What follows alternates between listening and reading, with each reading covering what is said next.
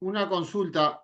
Día el tema que nos reúne es networking en redes digitales y vamos a partir siempre, a mí me gusta el esquema primero partir de una teoría y ver cómo esa teoría después tiene algunas aplicaciones prácticas, ¿no? En particular con lo que vamos a ver hoy día, ¿cierto? Entonces voy a compartir mi pantalla, la presentación que tengo para poder guiar un poco la conversación.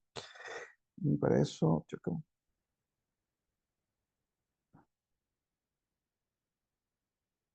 ustedes me dicen si se está viendo bien, ¿no es cierto? Aquí nos vamos. Entonces, como les decía, vamos a hablar de networking digital en grupos WhatsApp, ¿no? Con un foco en extensión rural, y vamos a tratar de tocar tres temas, ¿no? Primero, conocer e identificar aplicaciones del concepto de comunidades de práctica, que es el marco teórico sobre el cual quiero llevarlo a discutir. Segundo, conocer recomendaciones y buenas prácticas para facilitar grupos de WhatsApp. De alguna manera, en este segundo bloque vamos a refrescar algunas cosas que ya hemos conversado antes en las sesiones que hemos visto. Y en la tercera parte vamos a tratar de explorar algunas ideas sobre un concepto que se llama gamificación, que es una estrategia para poder motivar participación en estos cursos, ¿no? En estos grupos, ¿no? Esta presentación la construimos ahí colaborativamente con Sabrina y bueno, me va a tocar a mí cómo se va a hacer la exposición, pero Sabrina va a estar disponible también para responder dudas y comentar en conjunto. Así que vamos. Entonces, vamos a partir con este marco de concepto, ¿no? ¿Ustedes han escuchado sobre comunidades de práctica? ¿O alguien tiene alguna idea? ¿Ha escuchado algo sobre eso? ¿Qué es lo que es? Luis dice que no. No sé si hay alguien que haya escuchado sobre comunidades de práctica.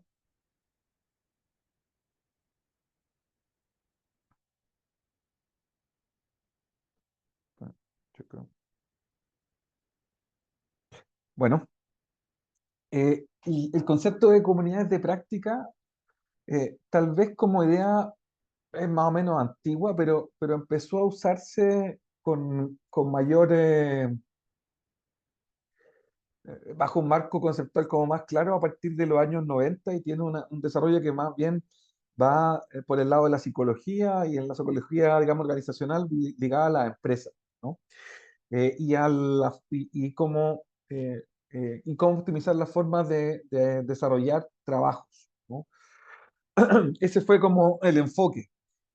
Y hay un par de autores, voy a compartir después, va a quedar disponible un artículo que me pareció súper interesante, que respecto al cómo la idea esta de comunidades de práctica se ha ido incorporando en la gestión de las empresas base a algunos de estos conceptos, ¿no? Pero para entender el- el- la idea central de una comunidad de práctica es esta definición que aparece aquí, ¿no?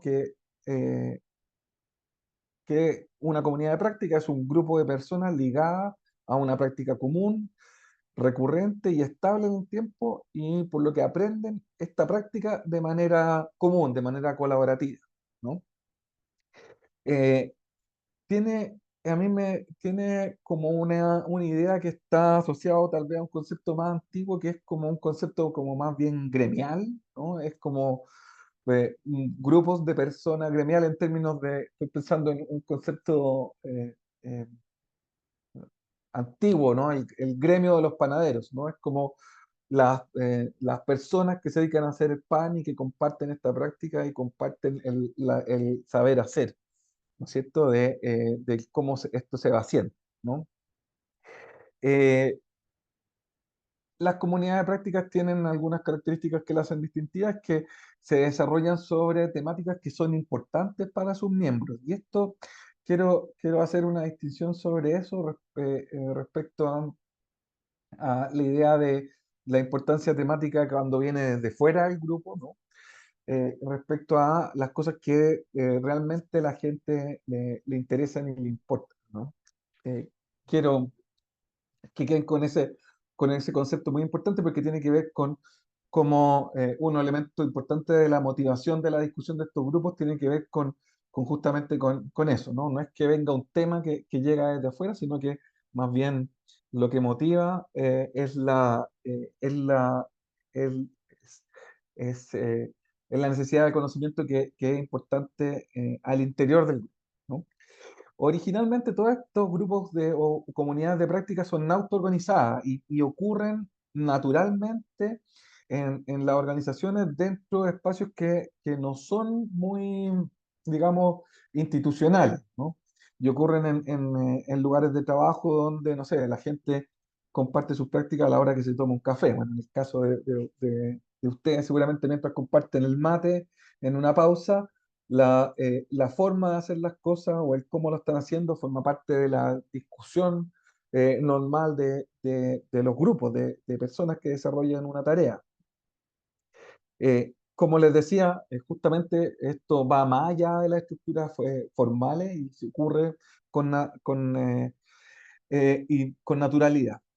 Y, y la discusión en estos grupos está basada en la discusión sobre la práctica efectiva de las cosas y no aquí llamamos el estatus oficial. Y ahí quiero explicar la diferencia entre, y esto, bueno, seguramente ustedes muchos lo sabrán, que hay algunas formas de hacer las cosas, ¿no? De hacer determinadas prácticas que están descritas en el manual, ¿no? El manual dice que el paso uno es hacer A, el paso 2 es hacer B y el paso 3 es hacer C, ¿no? Normalmente los practicantes, ¿no? Las personas que están asociadas a un saber hacer, a una tarea en específica, eh, desarrollan prácticas efectivas que difieren el estatus formal de eso, ¿no? De estos tres pasos que están descritos formalmente, ¿no? Sino que han ido desarrollando con el transcurso del tiempo formas de hacer que son particulares, ¿no? Y sobre las cuales a veces hay mayor eficiencia o mejoran procesos que antes podrían estar estandarizados, ¿no? Y esas mejores formas de hacer que se crean en la práctica, es interesante que se construyan en conocimiento colectivo y apoyen al crecimiento bueno, de la empresa, ¿cómo se llama? De sectores como el sector ganadero, como el que estamos analizando, ¿cierto? Entonces, en las comunidades de práctica se distinguen de otro tipo de estructuras porque tienen algunas características que la hace diferente, ¿no? Y quiero que ustedes, por ejemplo, puedan ver en esta tabla algunas diferencias, ¿no? Las comunidades de práctica respecto a equipos de proyecto o unidades funcionales en relación en relación a una empresa, por ejemplo, o a redes, ¿no? A redes más grandes, ¿no? Entonces, ¿qué es el aglutinante, ¿no? Y ya la distinción en la comunidad de práctica es la práctica común, ¿no? Versus en un equipo, un proyecto donde lo que une es la tarea que está especificada en las características del proyecto, ¿no? En una unidad funcional de una empresa tiene que ver con la función que este grupo de personas cumplen en esta organización, ¿no?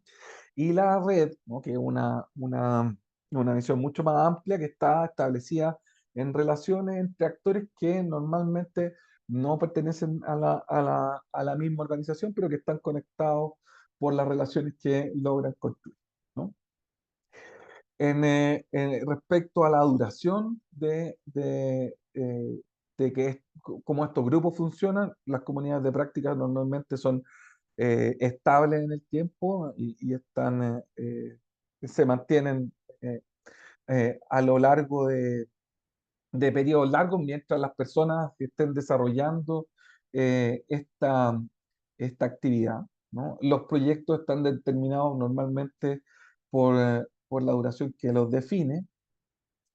Las unidades funcionales tienen que ver con esta característica permanente, pero que está asociado a la estructura de la organización y de la empresa, y las redes tienen duraciones muy variadas, ¿no?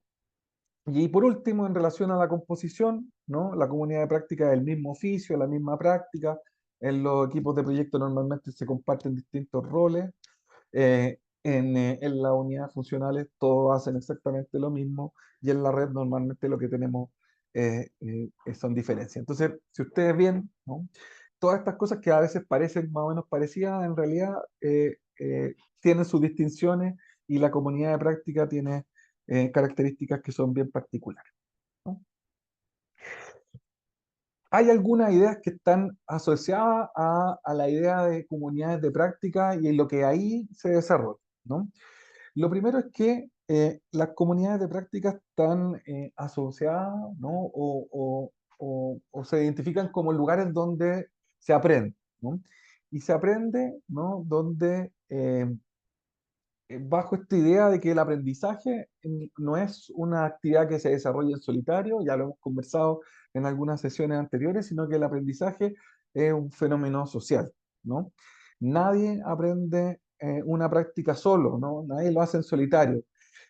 Siempre, ¿no? Estos aprendizajes se desarrollan en una relación que se establece con otros, ¿no? Y esas relaciones, en muchas ocasiones, o en la mayor parte, a veces son asimétricas, ¿no? Asimétricas en el sentido de que hay alguien que sabe y hay otro que cumple labores de aprendiz, ¿no?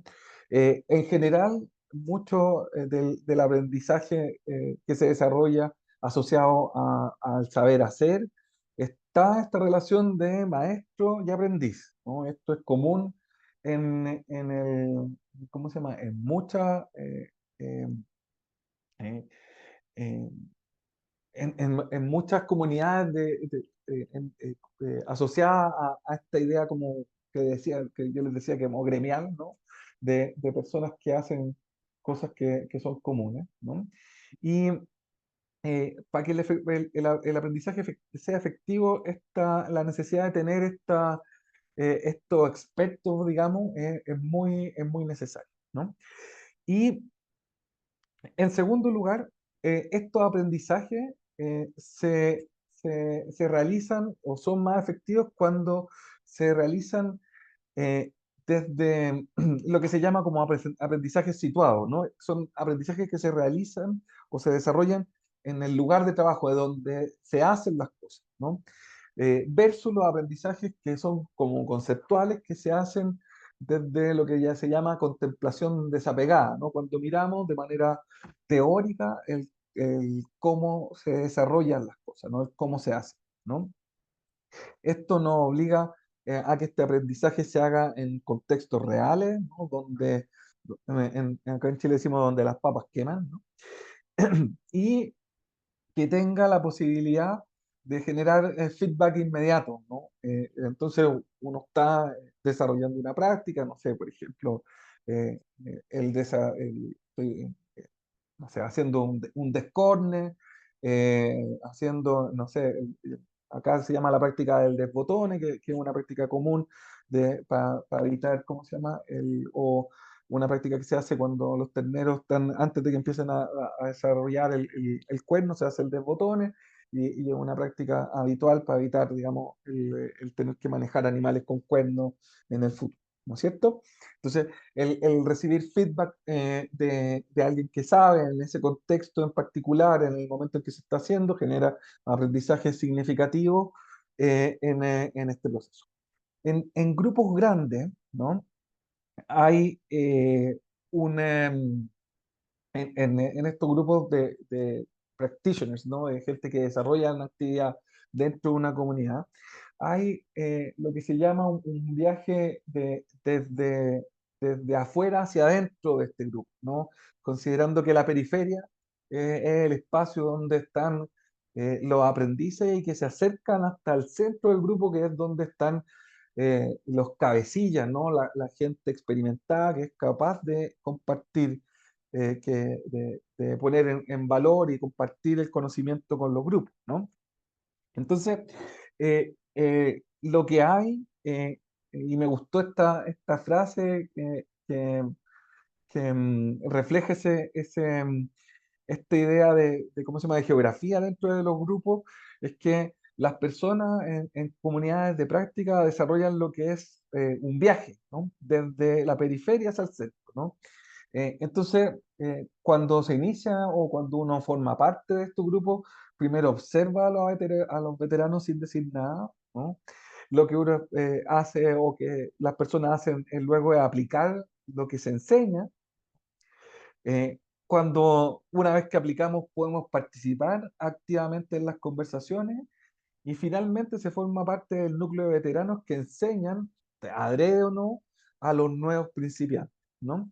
Entonces, la idea de esta participación periférica, que a veces es más bien observar antes de actuar, no hablar mucho, ¿no? Y esto es una cosa que hemos conversado, de la cual hemos conversado, que a veces genera frustración en la facilitación de grupos, que es la gente que más bien está calladita, ¿no? Es una acción que tiene mucha legitimidad, porque forma parte de este viaje donde bueno, nosotros partimos siendo estos principiantes y que nos va a llevar a poder participar de los grupos centrales de estas comunidades de práctica, ¿no? Esta idea del viaje establece que hay niveles de participación en en las comunidades de práctica y hay estructuras que son más bien naturales. Y esto es bueno saberlo para efectos eh, de nuestra preocupación, ¿no? Que ha estado presente en las conversaciones que hemos tenido respecto a, bueno, a la gente que no participa, ¿no? Que está más bien callada en estos grupos y que mira, ¿no? Entonces hay una distribución, digamos, que es típica en grupos de comunidades de práctica, ¿no? Que es la que ustedes pueden ver aquí, ¿no? Hay una parte que se conoce como el núcleo duro, que no representa más allá del 15% del total de un grupo, que tienen liderazgo activo y continuo en la conversación que se da, ¿no? Ustedes pudimos verlo gráficamente, yo no sé si ustedes recuerdan la presentación que hizo Karina cuando estuvimos juntos en el taller presencial respecto al cómo se distribuían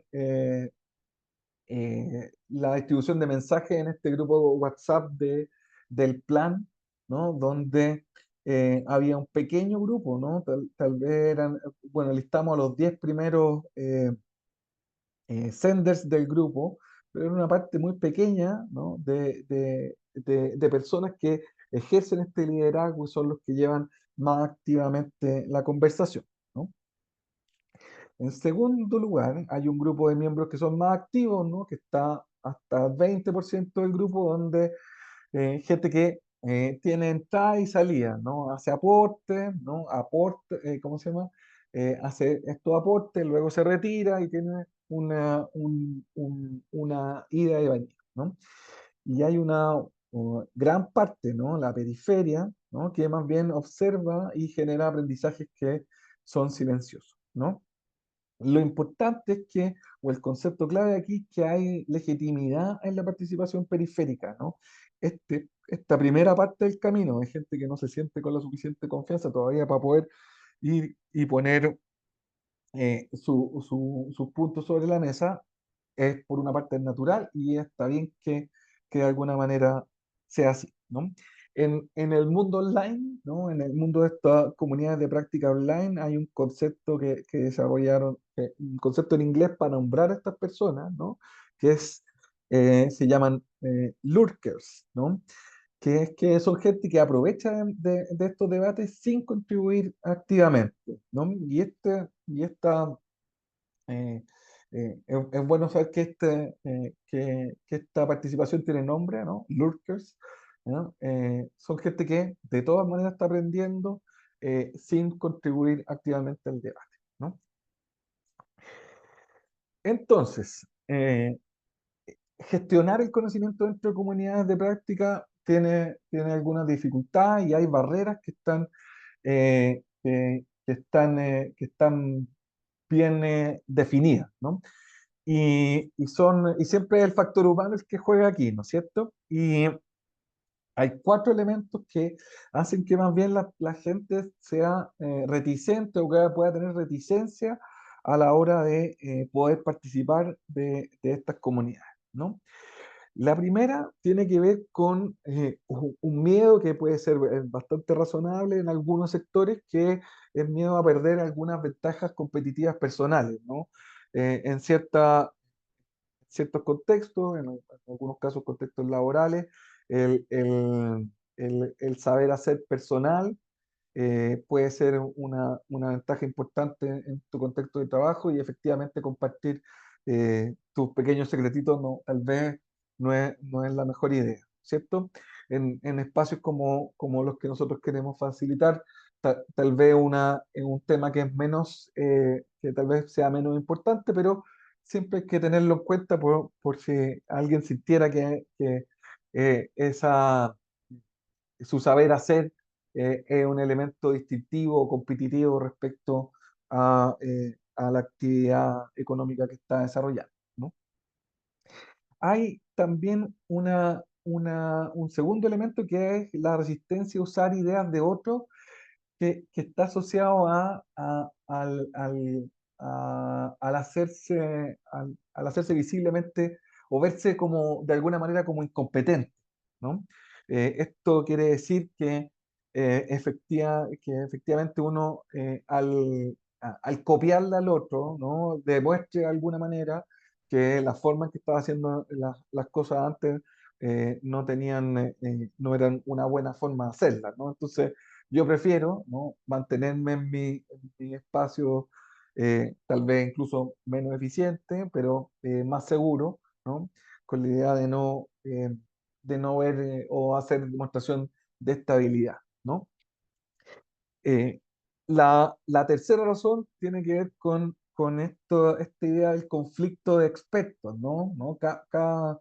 Hay un dicho, no sé, cada maestrito con su librito. Bueno, esto es exactamente lo mismo. Aquí el ego también corre. No, las personas que se sienten que tienen un cierto dominio sobre su saber hacer, eh, quieren de alguna manera ponen a competir sus conocimientos con otros, y eso puede inhibir o ¿cómo se llama? O empobrecer el diálogo que en estas comunidades de práctica se debería desarrollar, ¿no? Y hay un cuarto elemento que creo que eh, tal vez el más común de todos, ¿no? Es que en muchas ocasiones falta tiempo para participar en conversaciones, ¿no? Aquí todos los agricultores particularmente tienen un trabajo que es eh, 24/7 normalmente, y destinar algo más de tiempo del que se dedica al campo ¿cómo se llama?, a hacer aporte en grupos con algunas veces con temas que tampoco son tan fáciles, puede ser dificultoso, ¿no? Entonces, ustedes ven, ¿no?, que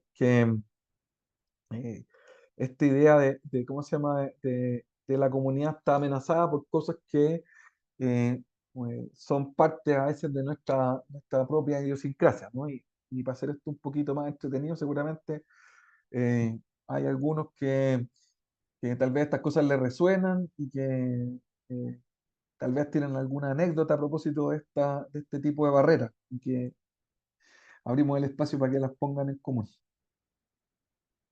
si les ha tocado ver algo de esto.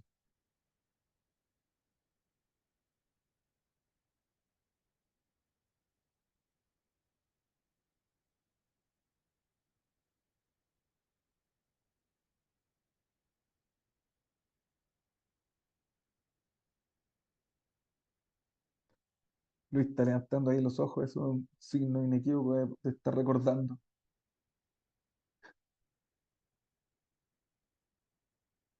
Martín, dale. Buenas noches, que nos saluda hoy. Che, Fernando, buenas, esos ejemplos son bien recurrentes, al menos en los grupos que que participo. No sé si lo vas a decir después, pero hay capaz algunas cositas más que son interesantes.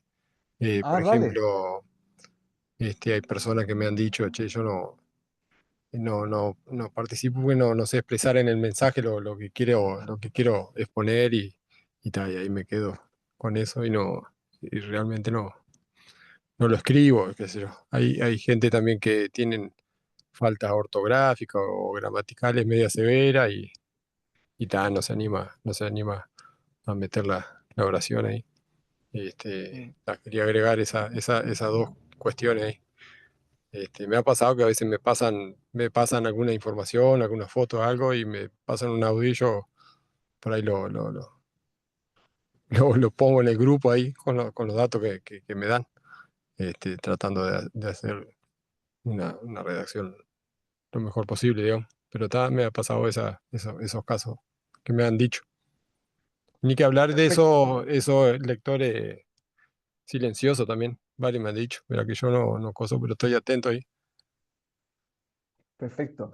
Bueno, Gracias, Martín. Yo ahí quisiera después reaccionar a un tema que es bien importante que tú hiciste mención, que tiene que ver con el conocimiento, con el conocimiento explícito, digamos, o formal versus el conocimiento tácito. Y voy a tratar de volver después con eso, pero vamos a dejar las otras participaciones. Marcelo, Hola, buenas tardes, Fernando. Me pareció muy interesante esta lámina que estamos viendo porque creo que son todas cosas que alguna vez nos han pasado o nos hemos preguntado o hasta lo hemos ido conversando con colegas que integramos grupos de práctica o equipos de trabajo, que son barreras reales que existen para comunicarse, como por ejemplo esto de la resistencia a usar ideas de otros, los conflictos de ego y demás. Me parece bien interesante verlo escrito porque creo que es algo que todos lo percibíamos y de alguna manera sabemos que opera, ¿no? Y también me parece muy interesante tener en cuenta que cuando en un grupo solamente un 10 un 15 por ciento participa muy activamente y después algunos lo hacen puntualmente, no significa que el 60-70% restante no esté en el grupo o no sea parte. Simplemente no se comunican y tiene que ver con sus formas, ¿no? Entonces, porque a veces nos angustiamos, muchas veces, de que tenemos un grupo de 20 o 30 y solo participan 5 o 6, y nosotros sabemos que los demás están, y de hecho se enteran de las cosas, solamente que no usan la herramienta. Entonces nos da también cierta, creo a mí por lo menos me da cierta tranquilidad saber de que es una forma válida de participar, a veces el silencio, ¿no? Aunque en algunos momentos es un poco excesivo, ¿no? Gente que nunca participa, pero ahí está y uno sabe que ahí están. Entonces creo que está bueno que lo hayas explicitado. está bueno. Gracias, Es un Marcelo. buen aporte. Gracias. Mario, ¿Me escuchan? perfecto. Está. No, cuando encaró el tema yo pensé que estos grupos eran grupos más chicos por la afinidad de la actividad que realizaban y por eso que hablabas de que cuando se comparte un mate, un café o lo que fuese. Y yo creo que ahí la situación es bastante diferente a un grupo más masivo donde te invitan a participar y participás porque sí, porque bueno, no me cuesta nada, está todo bien. Y donde ahí me parece que aparecen mucho más ese tipo de barreras. A diferencia de capaz de un grupo que por ahí tienen una actividad en común, ¿tá? Y que desarrollan una actividad en común y comparten experiencias de esa actividad. Y creo que ahí la participación es mucho mayor y hay mucho menos barreras que en esos grupos que son más masivos y que te invitaron y entraste, pero que no fue algo, digamos, que lo gestaste tú y que surge del intercambio presencial, digamos, y que eso repercute en un grupo de WhatsApp después para intercambiar cosas. Ahí yo creo que ese tipo de barreras se diluyen mucho. Me parece que son dos cosas distintas o dos grupos distintos, ¿no? Sí, no, mira, es interesante la introducción que hace porque voy a avanzar en un par de diapositivas más sobre justamente esa distinción a la cual tú haces mención, ¿no? El concepto de comunidad de práctica nace desde el concepto co- eh, las comunidades de práctica, digamos que han existido siempre, ¿no? Nace como concepto de gestión para la empresa en los 90, como les decía, y trata de conceptualizar algunos hallazgos que se dieron en ese contexto. Pero efectivamente, como tú dices, en el fondo hay como comunidades de práctica que son como grupos naturales, donde tal vez algunas de estas barreras no operan, pero de alguna manera, lo que nosotros estamos haciendo en esta experiencia y en esta capacitación es de alguna manera inducirla. ¿Ah? Entonces nos vamos o podríamos enfrentar algunos de estas dificultades.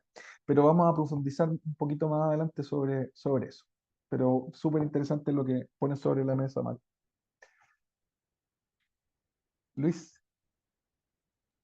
Bueno, ya tú, Fernando, un poco aclarabas ahí los puntos, porque a mí me surgió la misma duda que decía Mario. Es más, estaba tratando a ver si me perdí algo en la exposición que habías hecho hasta ahora, Fernando, porque para mí eran como estaba tratando de encontrar un ejemplo de esa comunidad de práctica que todavía no termino de encontrar un caso de referencia. Me imaginaba estos club de amigos, no, pero esos clubes que se juntan porque disfrutan de una misma pasión. Ejemplo, no sé, son de los Volkswagen Fusca, Escarabajo, y andan para arriba y para abajo compartiendo cosas, la misma práctica, la misma pasión por algo, aprenden juntos, pero sé que esto no es otra cosa. Y entonces ahí sí, en esto, cuando uno, decía bien Mario, la afinidad está por encima de la estadística que hay en los grupos cuando uno se ingresa porque, para ver qué es y después ver si se siente cómodo o no, pero primero se mete y después ve en estos otros grupos uno porque encuentra otra motivación, y por tanto esa estadística de participación tendría que ser diferente justamente. Siempre va a haber un porcentaje que no, que participa menos, pero si yo estoy interesado en eso y a poco o mucho voy a participar. Entonces, ahí la estadística que tú nos mostraste, la estadística que en general tenemos hasta una clase cuando vamos a hacer una capacitación, que hay un grupo que participa más, otro un poco menos, otro que mira y aprende. Y el docente tiene que saber cómo hace para que el que no está silencioso está aprendiendo realmente. Eso es, creo que, aplicable a todos los grupos, con una muestra significativa de personas.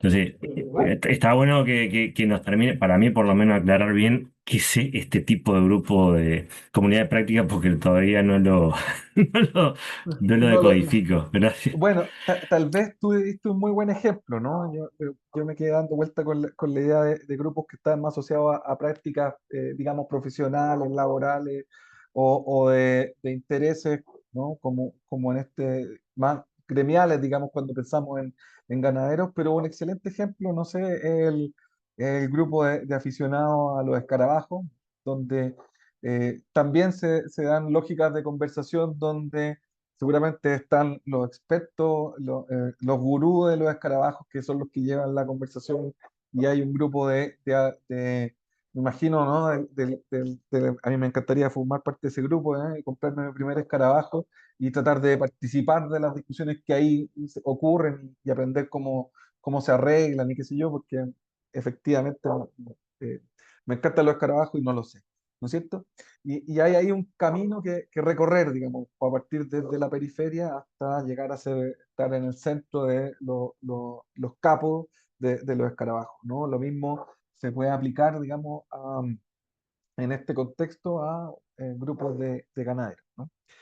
Eh, Quiero volver rápidamente porque yo ahí pensando si en esta sesión valía la pena que habláramos sobre conocimiento tácito, conocimiento explícito, que hizo mención al principio de esta interacción. eh, eh, es un tema que es muy importante, ¿no? Es que en estos grupos, o especialmente en espacios virtuales, a veces este conocimiento tácito es muy difícil expresarlo, ¿no? Porque el saber hacer para ciertas tareas es difícil codificarlo de la manera en que se puede presentar en un grupo de WhatsApp, que hay que escribirlo, ¿no? O incluso te puede dar vergüenza en el fondo grabar el audio. Entonces, es un tema muy importante entender cómo esa codificación o cómo se puede acercar en la manera de codificar ese saber hacer para efectos de que ese conocimiento tácito se pueda expresar y compartir en estos espacios, ¿no? Los ejemplos que dieron de compartir, que dio Martín, de compartir audio, de enviar fotografías, las posibilidades que de alguna manera nos ofrece WhatsApp, justamente pueden permitir ¿cómo se llama? Que este tipo de conocimiento se exprese y se comparta también, ¿no? Bueno, voy a seguir entonces ¿cómo se llama? Para efectos de implementación, y esto aquí voy a volver un poco ante la duda que recién nos planteaba Mario y de alguna manera Luis, cómo esto tiene una dimensión un poco más operativa, ¿no? Eh, la primera idea, y creo que es representativa un poco de lo que ustedes decían, es que eh, la, el mejor de los mundos no es crear comunidades de práctica, sino que más bien cultivarlas. Quiere decir es que es identificar comunidades embrionarias que ya existen, ¿no? No crearlas artificialmente de cero y aportar ¿cómo se llama? Establecer cierta regularidad ¿cómo se llama? En la realización de estas comunidades, ¿no? En el texto que voy a compartir hay un ejemplo que es súper interesante, que es de un banco en España, donde aprovechaban, ¿no? Un esquema de reuniones mensuales existentes y lo establecieron como un método para potenciar una comunidad de práctica que ya existía. Entonces, me imagino, ¿no? Y es lo que sabemos que hay, es que en el caso de tanto del Fogón como de Comisión Nacional, que ustedes trabajan, ¿no? Sobre grupos que de alguna manera ya tienen una raigambre territorial o están asociados a la cooperativa de alguna manera y lo que hacen es expandirlo, ¿no? De gente que ya se conoce, que tiene algún grado de relación y que tienen prácticas comunes que es una buena idea potenciar, ¿no?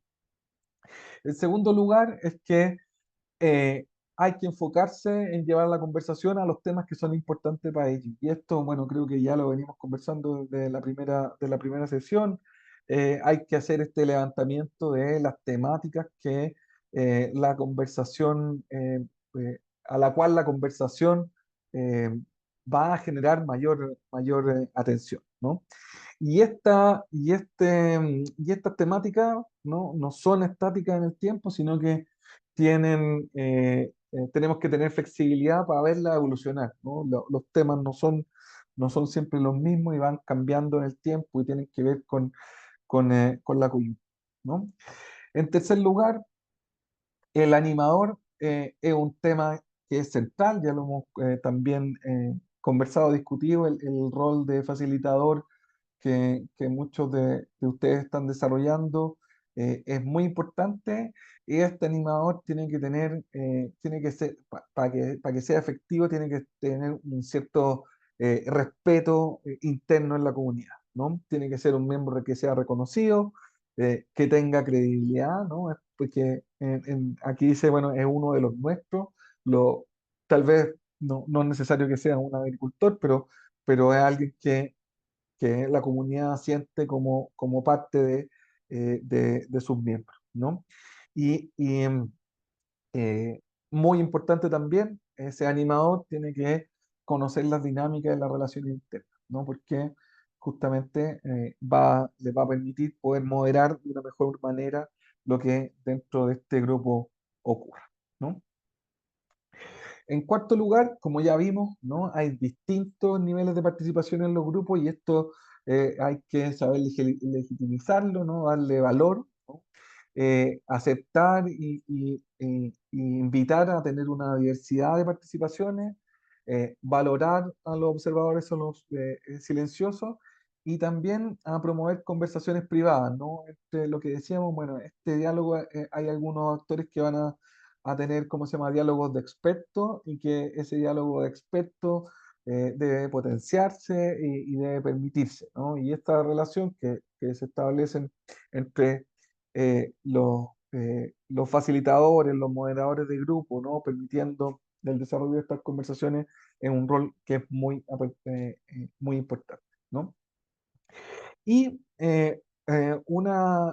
algo sobre lo cual también hemos conversado, ¿no? Esta idea de que el WhatsApp, ¿no? Las comunidades digitales son una parte del trabajo y hay una parte importante que es el trabajo presencial, ¿no?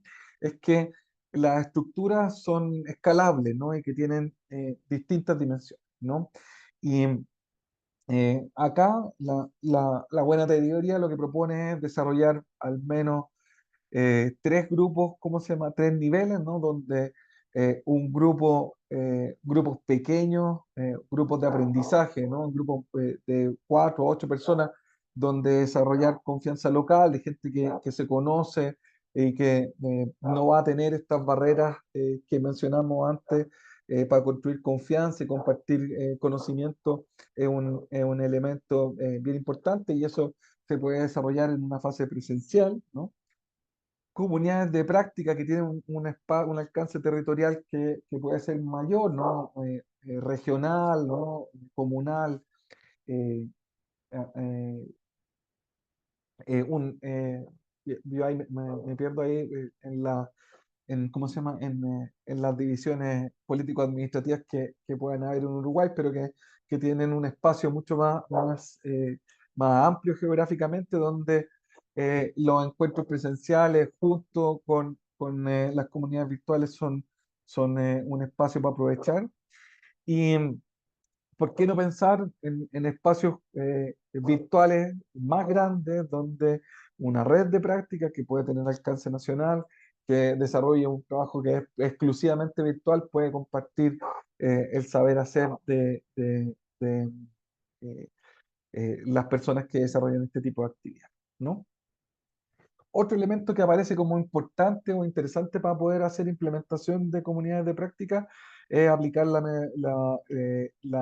estas metodologías de aprendizaje en la acción, donde lo que hacemos es que a estos grupos les ponemos, ¿cómo se llama?, desafíos para enfrentar problemas irreales y que son comunes a grupos importantes, donde se desarrollan ciclos donde se identifica un problema, se trabaja y se construye una solución de manera colectiva en estos grupos. Esta solución se implementa y esta solución se evalúa, ¿no? Generando un ciclo de aprendizaje, digamos que clásico, ¿cierto? Entonces,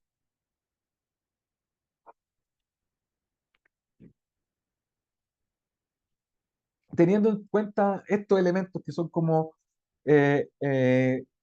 elementos como generales respecto a lo que es la gestión del conocimiento dentro de comunidades de práctica, la idea de integrar WhatsApp, ¿no? de las TICs, nos ofrece algunos elementos de facilitación, ¿no? Los aportes principales que nos ofrecen, ¿no? Es expansión geográfica, flexibilidad temporal en términos de participación asincrónica, acceso a expertos externos, ¿no? En estas redes podemos ir incluyendo expertise que viene a aportar, generar esta idea de memoria permanente donde hay una trazabilidad de la discusión y sobre la cual uno puede volver atrás e ir a buscar.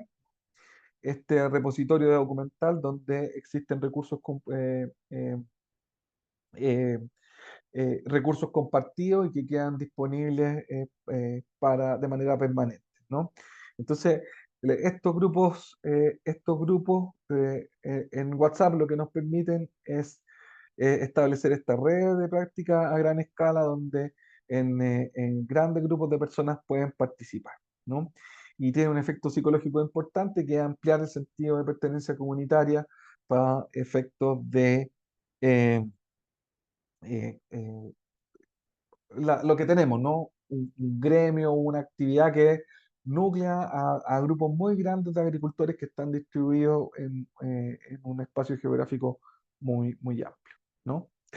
¿Cuáles son los desafíos y limitaciones y en algunos casos problemas no resueltos que tienen las comunidades de práctica en estos espacios digitales? Es que lo que hacíamos mención hace un rato, ¿no? Es que esta dimensión tácita del conocimiento no se puede compartir todo el conocimiento que las personas tienen en espacios virtuales, ¿no? Ahí queda un espacio vacío que las comunidades virtuales no logran cubrir y que hacen necesaria la interacción presencial para poder poner en común todo ese conocimiento que está disponible. Y un segundo desafío que es importante, que es la sostenibilidad a lo largo plazo de estos grupos, que tienen que ver con cómo somos capaces de mantener participación activa el equilibrio entre lo espontáneo y lo estructurado, ¿no? Hemos hablado también sobre eso. Y en último lugar, ¿no? En cómo van moviéndose los intereses de los grupos de personas, ¿no? Entonces, el cómo van evolucionando los temas tampoco es una cosa tan fácil de ir gestionando, sobre todo que hay stock de conocimientos que son más bien, en algunos casos, limitados o son muy distintos a los que tenemos disponibles. Pienso en particular en el grupo del plan que tuvimos la oportunidad de ver los resultados de la discusión, ¿no? Donde ustedes pueden ver que no sé si lo recuerdan, pero eh, digamos que en general la discusión que se proponía era más bien tecnológica y que el área de intereses siempre estuvo muy cargada a los elementos financieros, al tema del dólar, de los costos, qué sé yo. Entonces, hay ocasiones en que la evolución cómo se llama, de cómo va llevando hacia adelante la discusión va perdiendo un poco eh, o se puede limitar puede verse desafiada frente a estas limitaciones que tiene la oferta de conocimiento que podemos poner sobre la mesa. ¿Cierto? Entonces, ¿no? Teniendo esta idea generales sobre una mirada más bien conceptual, vamos a volver sobre cosas que ya hemos visto, pero que es bueno que repasemos para efectos de cómo potenciar este networking, este trabajo de la comunidad de práctica en el WhatsApp, ¿no? Entonces, vamos a hacer, de alguna manera hacer algunos elementos que son recapitulativos, ¿no? Entonces, en primer lugar, siempre establecer el propósito de la identidad del grupo como un elemento central, definir los objetivos claros. Este grupo es para capacitar, coordinar acciones, compartir noticias, ¿no? Y eso hay que comunicarlo desde el inicio, ¿no? Nombrar adecuadamente el grupo para que para tener una descripción eh, de quiénes lo integran, para qué existe, ¿no? Y tener el mensaje de bienvenida fijado, ¿no? Donde se incluyen las reglas básicas, el propósito y los contactos, ¿no?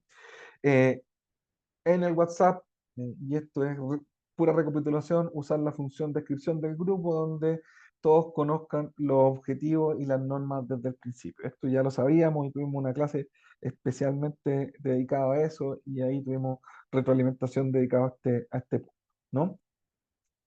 Segundo, la idea de promoción activa, ¿no? De la idea del aprendizaje colaborativo en la práctica, con estos conceptos que también vamos a repasar, ¿no? La idea de hacer preguntas abiertas con regularidad, ¿no? Así que alguien ya aplicó esta práctica, ¿qué hacen ustedes frente a estos problemas? Estos llamados a la acción que hemos dicho que son los que van promoviendo el saber hacer, ¿no?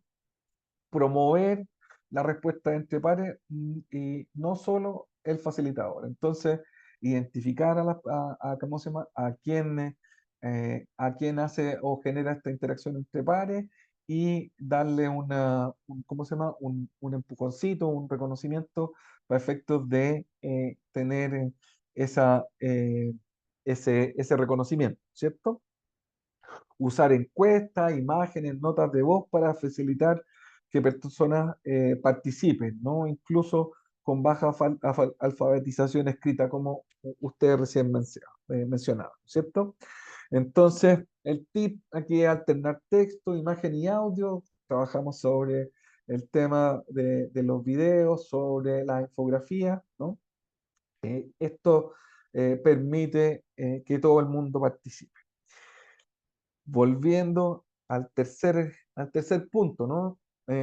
Hacer la curatoría del contenido técnico útil, ¿no? Compartir información breve, relevante, pequeños documentos, infografía, etcétera, ¿no? La simplificación del lenguaje técnico, esto lo vimos con largueza hace algunas sesiones atrás, el cómo adaptar contenido a la experiencia y al nivel de los productores, hacer adaptaciones de lenguaje. Tuvimos una sesión en particular a este tema, ¿no? La idea de hacer hilos temáticos, ¿no? De agrupar varios mensajes breves sobre un tema, sobre, por ejemplo, el manejo del agua, o usando emojis y etiquetas, ¿no? La idea de evitar muchos mensajes sueltos, sino que más bien agrupar información y, colocarle etiquetas de manera de poder ir agrupando elementos conceptuales que son comunes, ¿no? En cuarto lugar, perdón, pasé muy rápido, fomentar el sentido de comunidad, ¿no? Y aquí la idea de celebrar logros grupales o individuales mediante la felicitación pública por la obtención de algunos logros, ¿no es cierto? La organización de eventos virtuales o físicos en el grupo también es importante, y reconocer y visibilizar a los líderes del grupo, ¿no? Juan compartió una técnica que es muy útil, te anima a explicarla por un audio, ¿no? Eh, Son elementos que también son destacados y sobre los cuales ya hemos conversado antes, ¿no? Y aquí el tip es que la confianza se construye en lo cotidiano y no todos tiene que ser ser técnico, ¿no? Entonces, por cierto, sin exagerar, hay que permitir saludos, las buenas noticias y reflexiones breves que humanicen de alguna manera estos grupos, ¿no? Que no sea todo tan mecánico, ¿no? En quinto lugar, mantener una facilitación que sea activa y ordenada, ¿no? Y aquí, ¿qué es lo que la red se recomienda? Es moderar la frecuencia y el ritmo del grupo, evitando saturar con mensajes continuos o sin sentido práctico. Hacer también algo de limpieza de mensajes repetitivos de cadena, en el sentido de establecer alguna o hacer efectivas las reglas, ¿no es cierto? Cuando decimos que solo se comparte información, o no sé, pues no vamos a meternos dentro de una cadena ¿cómo se llama? No sé, en la rifa de la semana o qué sé yo, en cosas que están fuera de la discusión, pero usarlo siendo firme a la hora de mantener la regla, pero también con algo de humor para efectos de no generar quiebre, ¿no es cierto? Otra cosa que también se recomienda es crear subgrupos o listas de difusión cuando algunas cosas sean necesarias a la hora de centrar en algunos temas más específicos, ¿no? Y usar algunos códigos visuales que ayuden a la facilitación, ¿no? Entonces hay algunas ideas como el pin para lo importante, las preguntas, el riego, las fotos, en fin. Esto facilitan la lectura rápida de algunos eh, de algunos de los mensajes que se comparten, ¿no? Y por último, y el último, y no por eso, porque sea lo último menos importante, siempre es muy relevante eh, hacer una evaluación de el cómo estamos haciendo o cumpliendo el rol de facilitadores en un espacio de networking, ¿no? Entonces, tenemos que verificar nuestra práctica y revisar periódicamente quiénes están participando, quiénes no, por qué lo están haciendo, por qué no, ¿no? Ver si efectivamente el grupo está cumpliendo el propósito y si estoy generando valor para las personas que están participando, para los miembros de este grupo. Entonces, el tip es realizar encuestas una vez al mes, ¿no? Tal vez con otra frecuencia, donde Tratemos de levantar información que tenga que ver con qué temas les gustaría empezar a discutir, qué tipo de contenidos sirven más, ¿no? De manera de ir estableciendo espacios de retroalimentación donde poder ir mejorando el quehacer del grupo, ¿no? Por último, eh, vamos a estos elementos que ya de alguna manera acaba de hacer una compilación de lo que es de varias de las cosas que hemos discutido durante las sesiones pasadas. Queríamos tocar un último elemento que tiene que ver con un tipo particular de técnica para motivar la participación que se llama la gamificación. No sé si aquí vamos a abrir de nuevo el espacio de compartir. No sé si alguno de ustedes han escuchado sobre gamificación o tienen alguna idea de lo que se trata. Rocío, ahí se expresan que no. No, yo no sé lo que es.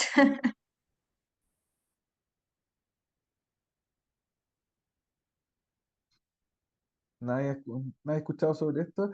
Yo, yo voy a contarlo como una anécdota personal, pero yo la primera vez que tuve alguna noción sobre esto, como me metí de alguna manera en el tema, fue durante la pandemia, ¿no? Yo no sé si ustedes tienen hijos adolescentes, eh,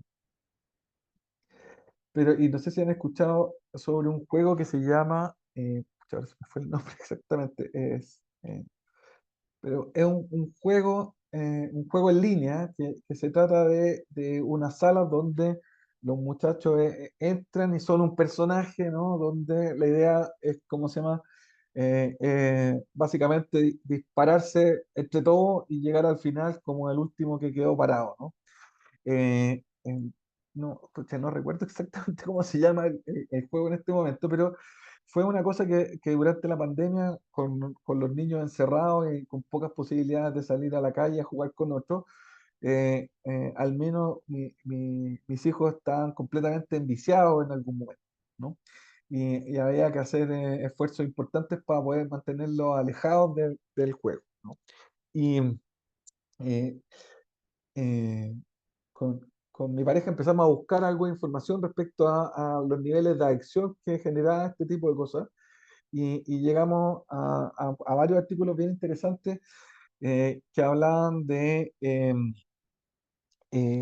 cómo se habían hecho los diseños de estos juegos y lo que más nos sorprendió es que claro, el diseño uno pensaba o yo tenía una imagen de que estos diseños, el diseño de estos juegos estaban cargados a genios de la computación, que eran muchachos que en el fondo que sabían escribir código y que en el fondo tenían alguna idea de cómo se llama, que eran fanáticos de los juegos para empezar y que habían jugado toda la vida, ¿no? Una imagen un poco de un nerd, voy a ocupar una palabra un poco despectiva, pero usted me imagino que se imaginan, pueden imaginarse a esta idea, ¿no? Que uno tiene cuando piensa en alguien que desarrolla juegos para jugar en Internet, ¿no es cierto? Y la sorpresa fue grande cuando en estos artículos lo que se mencionaba como la líder ¿cómo se llama? Del equipo de diseño de estos juegos, ¿no? De Epic Games se llama.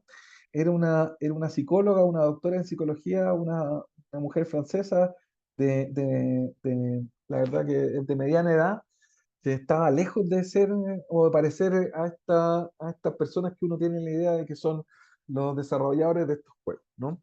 Y que en el fondo su especialidad era la psicología conductual y que básicamente volcaban esos conocimientos teóricos sobre la conducta de las personas en el cómo estos juegos se desarrollan y generan la adicción para los muchachos, ¿no? Y bueno, la gamificación, ¿no? A nuestro nivel o a lo que queremos hacer, corresponde un poco también a esa misma idea de cómo podemos lograr mediante, eh, mediante algunos elementos, eh, mejorar la participación de las personas en estos grupos mediante el desarrollo de juegos, ¿no? El juego es un elemento que es muy potente como elemento de motivación porque activa varios de nuestros mecanismos de satisfacción personal y nos invita, ¿no? El participar de estos juegos nos invita, nos genera, como les decía, esas pequeñas satisfacciones que van a permitir una mejor participación, ¿no? Eh, Ay, pues me había saltado ¿cómo se llama? Esta lámina, pero ya me la voy a saltar porque entramos en el otro, en el otro tema, ¿no es cierto? Entonces, eh, ¿qué es lo que es la gamificación? Es usar dinámicas propias de los juegos como desafíos, puntos, niveles, recompensas, en contextos que no son lúdicos, ¿no? Y aplicado a grupos de WhatsApp, lo que pretenden es aumentar una participación sostenida, estimular el aprendizaje colectivo, reconocer y visibilizar aportes valiosos, y lo que yo les decía fue fortalecer la motivación intrínseca y este sentido de comunidad, ¿no? Entonces, algunos tips, ¿no? Como generales para usar gamificación como facilitador de grupos de WhatsApp es que establecer algunos elementos de juego que son importantes, ¿no? Entonces, desarrollar insignias simbólicas, ¿no? ¿Y cómo esto se aplica? Usando emojis o frases de reconocimiento donde se le entregan ciertos premios a las personas, ¿no? Como el experto del mes o el consejo más útil de esta semana, ¿no? Eh, Otro elemento de juego es como establecer desafíos regulares, desafíos semanales, ¿no? Por ejemplo, ¿no? Proponer tareas simples como esta semana envía una foto de una innovación que uses en tu previo, ¿no?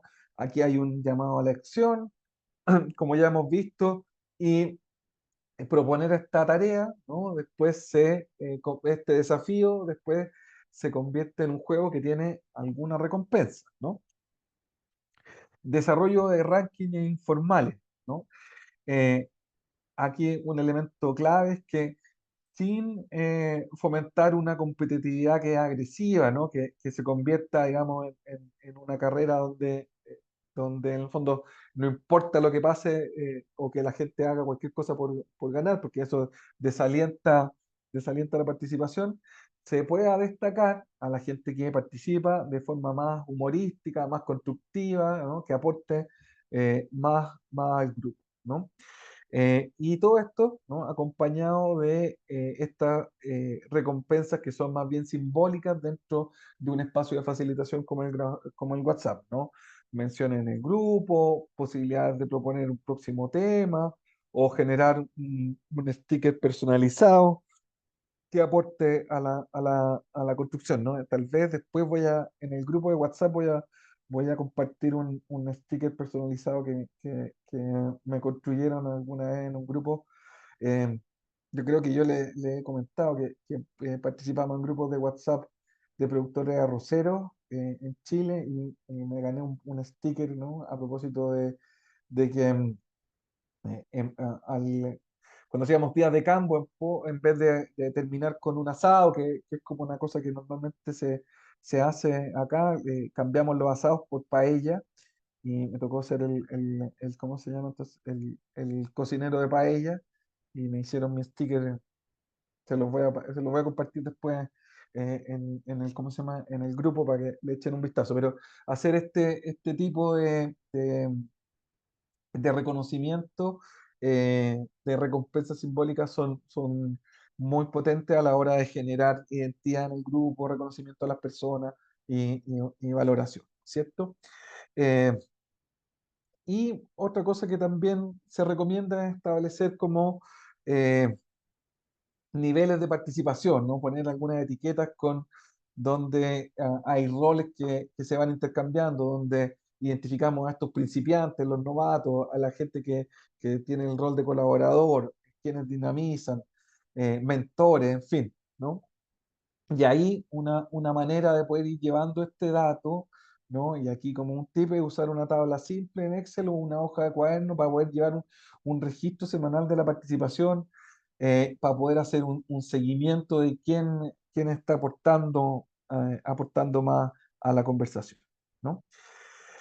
¿Qué tipos de juegos funcionan mejor? ¿No? Los micro retos frecuentes, ¿no? Que no son obligatorios, ¿no?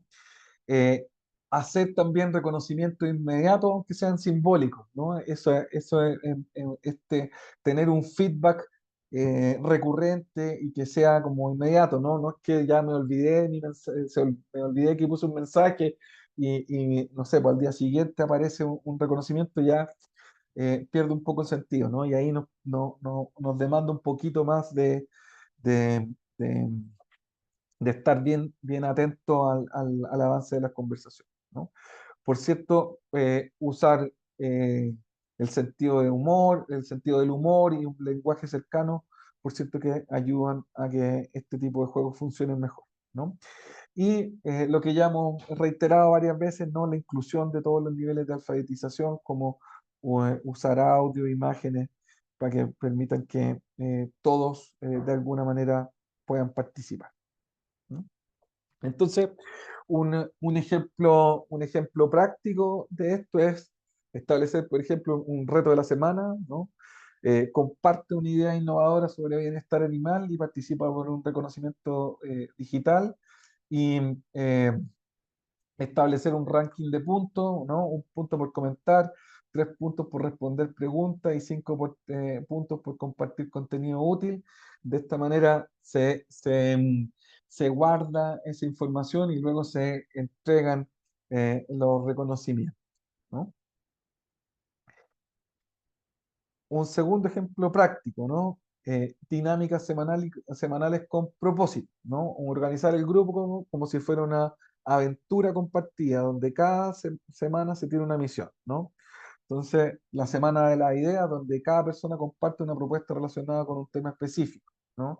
La semana visual, donde subir una foto que representa una práctica, un recurso o un desafío, ¿no? La semana relámpago, donde pequeñas trivias con tiempo límite para responder, ¿no? Estas misiones lo que tienen que buscar es reforzar el contenido y la identidad del grupo, ¿no? Esto, recuerden siempre que, en el fondo, ponemos el desafío, analizamos la información, entregamos retroalimentación y sobre todo entregamos la recompensa, ¿no? El efecto recompensa aquí es súper importante y por lo tanto ese reconocimiento hay que hacerlo visible, ¿no? Para esto, ¿no? En el espacio virtual, crear un sistema de logro o insignia es un tema, es un asunto que puede ser importante. Y aquí, eh, fíjense en algunas cosas de los que podrían ser buenos ejemplos. Diseñar una lista de logros alcanzables que el grupo puede ver, ¿no? Una medalla a la primera participación. Esto es para darle coraje a las personas que participan poco, ¿no? Una corona para 3 semanas seguidas de participación, ¿no? Algún emoji asociado a desafíos cumplidos, ¿no? A compartir videos, ¿no? Generando eh, estas recompensas que pueden parecer insignificantes, pero generan esa pequeña microsatisfacción que va generando esta retroalimentación positiva a la hora de ir participando en los grupos, ¿no? Un cuarto ejemplo, ¿no? Reforzar feedback positivo, ¿no? Cada vez que alguien participe, darle refuerzo inmediato. Genial aporte, Luis, te ganaste 3 puntos esta semana, ¿no? Usar emoji, GIF o stickers propios del grupo como formas de premiar, ¿no? Seguramente muchos de ustedes ya tengan experiencia generando emojis o GIF, ¿no? O stickers, ¿no? Que hay muchos teléfonos que ya hacen eso de manera, está dentro de sus funcionalidades, ¿no? O si no, hay un montón de páginas web que permiten hacer ese tipo de cosas, ¿no? Eh, en cuarto lugar, visualizar los avances con creatividad, ¿no? Compartir ranking visual de la semana, un podio, una barra de progreso, ¿no? Armar un collage con participaciones destacadas, ¿no? Y si el espacio de confianza lo permite, usar algunos apodos divertidos o nombres clave que se le puedan dar a los participantes que son más activos, ¿no? Eso es algo que hay que manejar con cuidado y en la medida que exista la confianza suficiente como para poder asignar esos nombres sin que nadie se sienta ofendido, ¿no? Eh, la idea ¿cómo se llama siempre? De la competitividad es un elemento que es súper motivante, pero hay que manejarlo también con algún grado de cuidado, de manera de que todos, esta idea ¿cómo se llama? Una competitividad agresiva no atente contra la participación de las personas, ¿no? Eh, un ejemplo práctico más para ir cerrando, ¿no? Para que nos vayamos haciendo una imagen de eh, tipos de juegos que podemos plantear, ¿no? Este juego podemos llamarlo la misión de la semana, ¿no? Por ejemplo, si queremos tocar el tema de la selección de reproductores, ¿no? La misión de la semana es compartir una foto de tu toro favorito y explicar por qué te gusta, ¿no? Y establecer un sistema de puntuación como lo que hemos conversado, ¿no? Un punto por comentar, 2 puntos por subir fotos y 3 por participar en la encuesta entregando noticias de por qué le gusta el toro, ¿no? Y una insignia al productor atento al detalle con un pequeño IC, ¿no? Y al cerrar la semana, ¿no? Después de estar una semana discutiendo sobre estas fotos, compartir un collage con las mejores fotos y anunciar al participante destacado donde se reconoce los aportes desarrollados durante la semana en relación al tema, ¿no? Entonces, ustedes ven que este tipo de actividades permiten motivar esta participación en base a esta idea de juego, ¿no? De poder eh, generar estas pequeñas recompensas que generan motivación intrínseca y que posibilitan que tal vez personas que están teniendo esta mirada un poquito más de más lejana, legítima, como dijimos antes, pero más lejana, permitirle participar más activamente. Entonces, para ir cerrando, y esto es lo que teníamos como contenido para el día de hoy, quería comentarles sobre la tarea de esta semana que está asociado a este tema, ¿no? Y en virtud también de algunos comentarios que recibió Sabrina, ¿no? Respecto ¿cómo se llama? A la frecuencia que estamos teniendo con las tareas, que vamos a tratar de hacer algo que sea un poco más ligero en el tiempo, ¿no?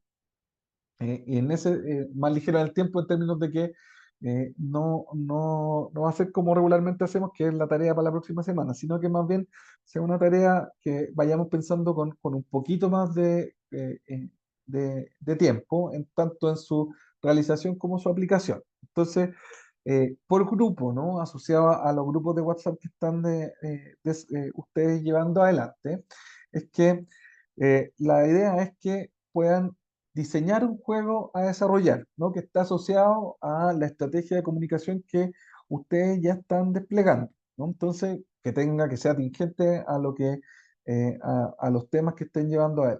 Entonces, diseñen un juego, implementen el juego, ¿no? En el grupo, ¿no? Y denle un tiempo prudente de aplicación, ¿no? 2 semanas, ¿no? Vean si va a ser un juego por semana o 2 juegos para este espacio de 2 semanas y evalúen cómo resultó, ¿no?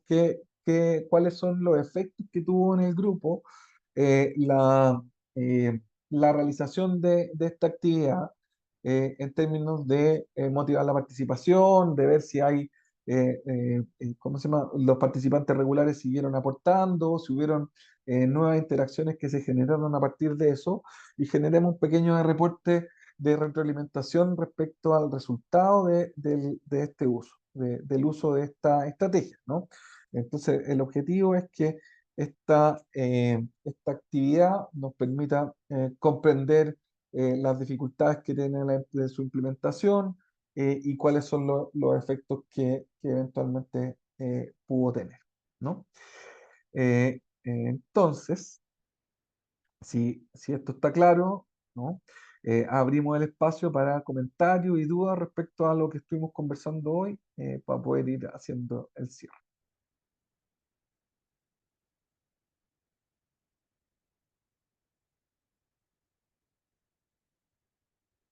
Luis. Eh, por esta última parte de la gamificación, que creo que tiene obviamente una implementación, una aplicabilidad a un montón por lo menos en el ámbito en el que me muevo, y de potencial, pero no sé si de realmente puesta en práctica real por el tipo también de los temas con la parte de directivos y lineales, que a veces eso, pero no quiero simplemente poner como si tuviera que hacerlo, ponerlo en práctica, ¿qué estimado de tiempo, no más allá de la curva de aprendizaje, de cómo si uno arrancara de cero a hacer esto y siempre hay un tiempo mayor para al inicio, pero ¿cuál es la asignación de tiempo cuando uno ya más o menos tiene eh, eh, prácticas estas cosas para cada semana, ¿no? Esa planificación y de hacerlo, ¿no? O sea, entre que yo pienso el juego, ¿no? Creo, lo implemento y bueno, y todas las cosas que implican. Hay una idea de eso, de que realmente uno, con todo el trabajo que tiene y sobre todo los tiempos que a veces le van quedando a los extensionistas, como para hacer esa parte que es de escritorio, por más que no, digo, lo así como escritorio, por más que lo hagan donde pueden. Sí. Ah, Bueno, es una súper buena pregunta, ¿no? La primera cosa para despejar es que la aplicación de este tipo de técnicas tiene que ser ad hoc al contexto, ¿no? Y por cierto que yo te desaconsejo aplicarlo a tu WhatsApp de directorio, porque efectivamente tiene fines que son completamente distintos y por, por ningún motivo. eh, tal vez se puede hacer, ¿eh? Pero hay que pensársela bien, ¿no? En qué contexto podría ser útil hacer algo de esta naturaleza, ¿no? En segundo lugar, el asunto de la gamificación está muy asociado a la recompensa y como te decía, el asunto es que uno no puede dejar pasar mucho tiempo entre la interacción y la recompensa. Entonces, yo creo que lo que estamos viendo como de estos desafíos semanales, yo creo que ese es un buen espacio como para poder plantear ¿cómo se llama? Un pequeño desafío, ¿no? Que tenga un espacio suficiente para que la persona lo desarrolle, ¿no? Si vamos a hacer algo así como sacar fotos, claro que no todo el mundo puede tener disponibilidad para poder hacer esto en un día, entonces un periodo de tiempo de 4 a 5 días donde las personas pueden ir subiendo y registrando y pudiendo hacer el registro de esto, es un espacio como suficiente, ¿no? Extendernos más en el tiempo, como que se van perdiendo un poco el sentido de las cosas, entonces, em, digamos, uno puede tender ¿cómo se llama? A olvidar la tarea y qué sé yo, se hace un poco, de alguna manera se pone, entre comillas, aburrido, ¿no? Entonces, el desafío corto, una semana, yo creo que es un tiempo razonable para establecerlo como un espacio para generar la retroalimentación, ¿no? Y importante darle este cierre que tenga mucha visibilidad, ¿no? Y que en el fondo reconozca a los participantes y genere esta recompensa. María Eugenia. Sí, creo que en realidad con la intervención de Luis yo me había ido más hacia los tiempos de la producción del juego que hacia los tiempos de implementación en el grupo. Y creo que es de las cosas que cuando preparábamos este curso y este piloto comentábamos que era un producto esperable de esta experiencia, que era dimensionar de alguna forma el tiempo de trabajo que implica darle una dinámica de estas a un grupo de WhatsApp. Yo Ujú. creo que todos como extensionistas trabajamos con el WhatsApp hace tiempo, pero en gran medida lo hacemos fuera de hora, de manera residual y como vamos pudiendo. Y cuando nos planteamos un grado de estructura como este, es muy importante presupuestar el tiempo que nos puede llegar a llevar pensar, ejecutar, seguir, acompañar, etcétera. Y que bueno, que puede ser un resultado también de esta experiencia de hacer este intento de implementar los juegos. Sí, efectivamente, digamos, hacer implementación de juego, ¿no? O una estrategia de gamificación tiene esa demanda, ¿no? En términos de diseñar. Ahora, quiero decirles que, digamos, esto, cuando hablamos de diseño, no hablamos ¿cómo se llama?, de hacer juegos extremadamente sofisticados, sino que más bien de poner sobre la mesa algunos elementos que uno quisiera destacar. Y por lo tanto, eh,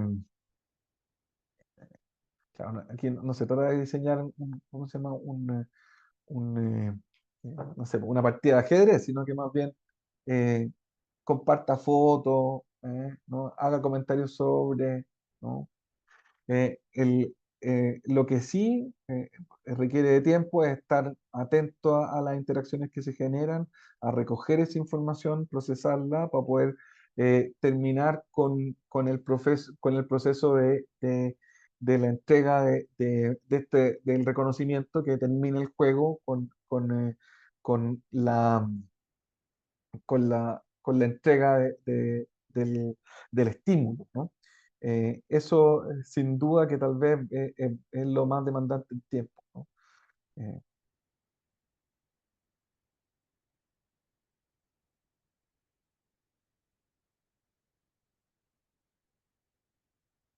¿Cómo se ven planteando juegos?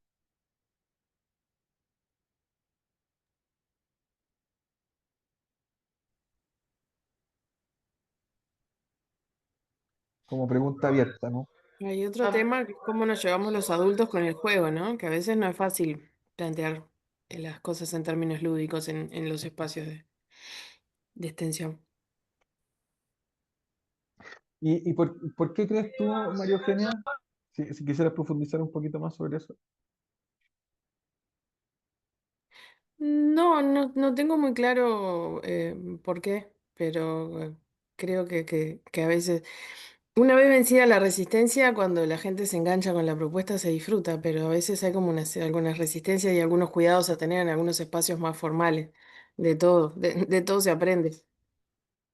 Ujú. Mario. Eh, yo creo que depende un poco del grupo, ¿no? Para mí necesariamente el tema de los juegos creo que implica algo más de confianza.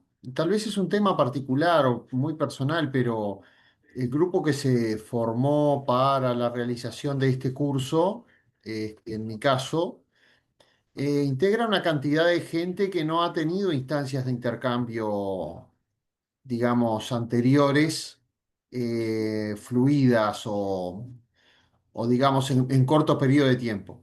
¿Tá? Eh, entonces no hay esa confianza como para participar de un juego. De hecho, la participación en las consignas que he enviado son bajísimas, ¿no? Prácticamente nulas. A no ser gente que participó porque yo por fuera les dije, che, pongan algo, porque, ¿viste? Diferente es la situación de cuando el grupo es cerrado. Cerrado entre comillas, ¿no? Como nos pasó en el proyecto que hicimos de Ganadería Familiar Resiliente, que tenía los 8 integrantes del grupo que participaban del proyecto. Ahí el intercambio era ameno, cotidiano, podías plantear cualquier cosa que caminaba. En estos grupos más grandes, me parece más complejo, tiene que haber alguna afinidad más. A mí la verdad que me dio como una especie de frustración todo esto, porque no tenía repercusión ninguna, ¿viste? No había forma para motivar nada, es decir, ya no me daban ganas de poner nada porque no tenía sentido. Este, entonces, es medio relativo el tema de los grupos, así, para llegar masivamente, por lo menos en el área ganadera extensiva del lejano oeste, más cerca de Plutón que de la Tierra. Me cuesta mucho este tema. Me cuesta en grupos grandes, ¿no? En el grupo chico de 8 o 10 que están trabajando, camina, va y tenemos éxito. Ya cuando metemos 40, nada, no existe. Perfecto. Ya, ese es un buen punto el que pone sobre la mesa. Tal vez, Mario, ahí no sé si estaría interesante a ver la posibilidad de aplicar esta estrategia de gamificación en las dos alternativas. Yo no sé si el primer grupo todavía lo tiene disponible, y ver cómo funcionan en las dos alternativas. Sí, Tal sí, vez sí. el grupo está disponible, no está activo fuerte, pero intercambia algunas cosas. Ujú. Y sí, por supuesto que se puede plantear ahí algo en ese grupo y seguro va a tener repercusión y respuesta. Estoy seguro que más del 60-70% de ellos van a poner algo, ¿viste? Y se van a aprender. Pero en el otro grupo no participan. Están en el otro grupo, pero no participan. Mm, Es mm. una situación bien rara, ¿viste? Porque en el grupo chico van y van, pero en el otro no. Si yo no les digo, che, poné algo, porque no participan. Sí. Hagamos la prueba. ¿Qué te parece? Sí, sí, por supuesto, no me cuesta nada y me encanta, sí, sí. Dale. Rocío. No, en realidad con esta propuesta, nosotros en un momento, con otra institución, en un grupo de 200 abríamos a preguntas, a cosas, largabas un tema y se abría que te participaban dos o tres y terminábamos haciendo lo mismo que Mario, bajo presión con otro, pone algo entre nosotros, me llega tal pregunta, porque no sé si capaz que nosotros, mi formación es agrónoma, capaz que no tengo la capacidad de armar una propuesta lúdica de que sí, que capaz que un social sí tiene esa propuesta de cómo armarlo. Eh, no sé, en realidad estoy más o menos alineada con Mario y el resto de los compañeros de que es bastante difícil y el juego va a quedar, y después el tiempo que te lleva, porque tenés que pensarlo, armarlo. A mí en lo personal me cuesta porque capaz que no tengo la formación de, yo he trabajado con compañeras sociales y como que le llegan mucho más. Entonces, eso también implica mucho y tenemos la experiencia esa de que alargábamos, bueno, un tema, preguntas, no sé qué. Nadie nos daba, pero perdón la palabra, ni la Muy bien. Yo me voy a salir un poco de ¿cómo se llama? Del, eh, de lo planificado, pero tal vez puede ser que si ustedes sienten ¿cómo se llama? Que en algunos casos les faltan algunos elementos como para poder armar el juego, nos podemos poner en contacto por el WhatsApp que tenemos del curso y podemos generar una pequeña reunión donde podemos colaborar para armar la experiencia juntos. Entonces, para que no se sientan eh, que tienen que hacerlo solos, encantado de buscar un espacio donde nos reunamos y podamos aportar con ideas para eso. Así que cuenten con ello. Ok, gracias. Javier,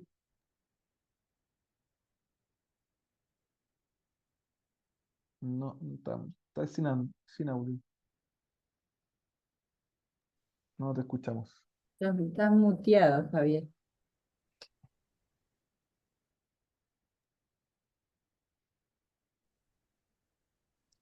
Capaz que está sin volumen o algo.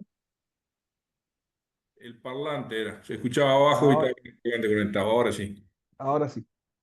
No, reconozco que no me está siendo tan fácil imaginármelo de implementarlo, este, cómo generar algunas dinámicas.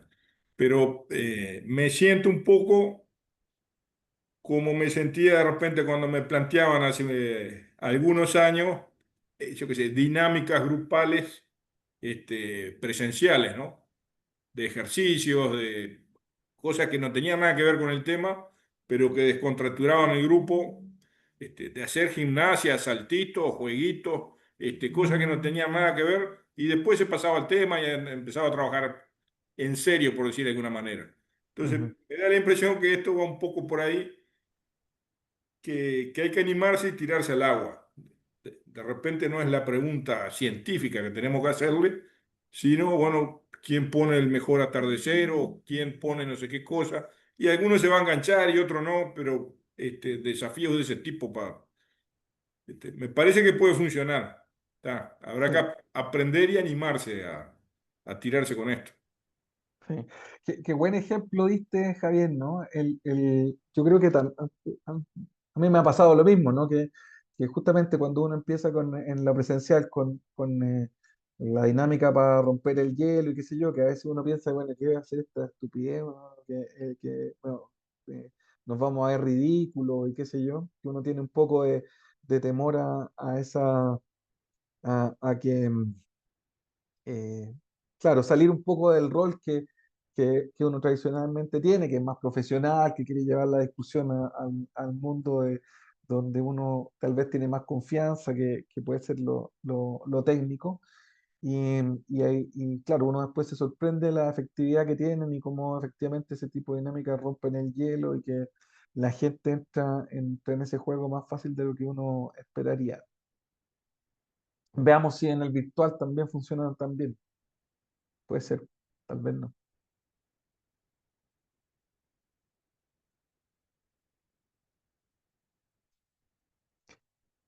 Muy bien. No sé si hay alguien más que quiera compartir su impresión respecto al tema de gamificar.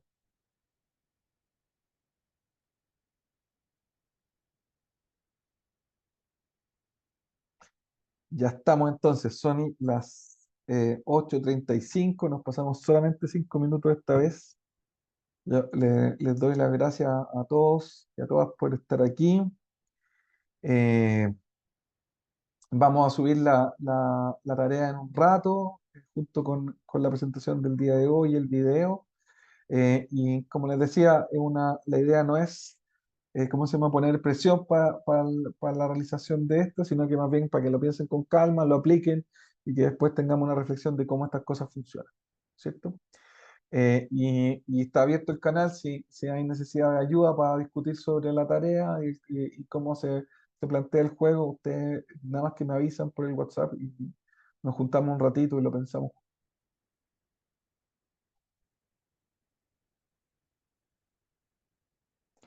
Eso, Ok, muchas gracias. que tengan Muy muy buena bien. semana. Chao, Buenas buenas noches, noches. muchas Chao. gracias.